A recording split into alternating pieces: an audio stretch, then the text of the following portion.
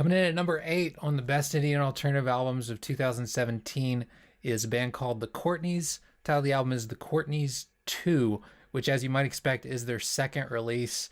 The first I don't know that much about, but I got into the second after I saw them. I saw they were going to play a show at DC9. DC9 is a smaller venue in Washington, D.C. A lot of the bands that come through there haven't gotten a lot of exposure yet, so sometimes you can find some really cool stuff that gets big later, and you get to see them in a very intimate setting. For instance, in 2012, I saw Mac DeMarco there, and it was a sold-out show, but now you can only see Mac DeMarco at these huge, like almost stadium-style venues. I'm still not exactly sure why Mac DeMarco got so big. Not to say he's bad or anything, but I don't know if he's at least what I think of as a stadium ticket seller. But hey, he's doing good for himself, so good for him. I think there's some connection between him and the Courtneys. I'm not really sure what that is. But the Courtneys are based out of Seattle. They're a three-piece. They do really simple guitar-based pop music. All their songs have the standard verse-chorus format. And their choruses are usually very, very lovable. Like the single from the album, I can't remember what it's called, but the chorus is, when I wake up in the afternoon, late to bed, I woke too soon, do-do-do, but for now it's what I'll keep. Something like that. But yeah, just nice slacker, like sleeping in chorus. And then Vampire Teenage Boyfriend, that's a pretty long track, but the chorus is clever and lovable enough that the song, the duration of the song never gets tired or taxing. It's very enjoyable. And that goes throughout the entirety of the Courtneys album. Yeah.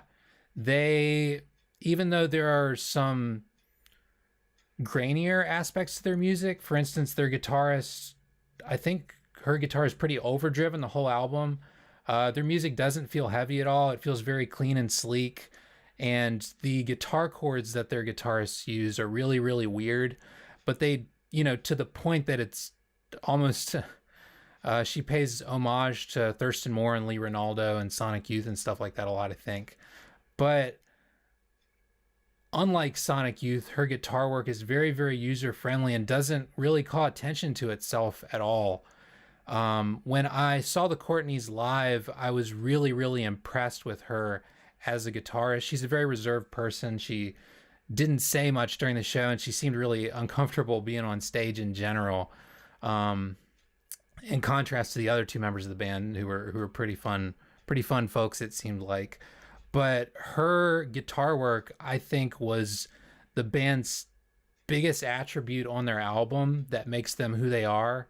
And live, I thought it was their only attribute that made them watchable. The Courtneys live are really, really boring. Their drummer does the exact same drum pattern on every single song with no fills, no variation. And I guess on the one hand, it's kind of punk rock how every single song has the exact same drum album. And on the album, in the context of the album, it actually works really well because the drums, they just sound like a drum machine looped almost, and they sit in the background while the guitar and the vocals take the forefront, which are two things, at least on record when recorded, that the Courtneys are very strong at. But yeah, live, the drums were really, really repetitive to the point that you were just tuning out after the first two songs or so, but it just kept going.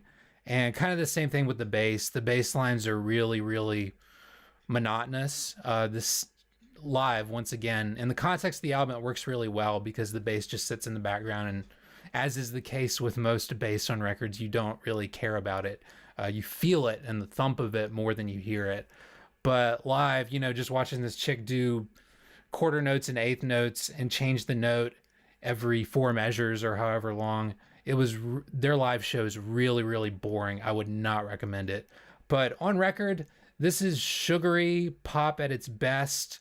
Even though the template that it uses is an age-old one, one that a gazillion songs have been cast from, the verse chorus format The Courtneys have a lot of personality.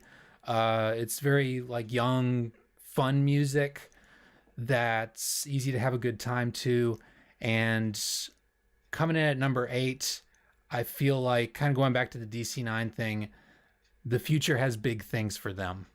This is Their music is definitely music that's easily appreciated by your average person, is instantly catchy right away, and their second album really cements their formula for them and makes it apparent what they're capable of.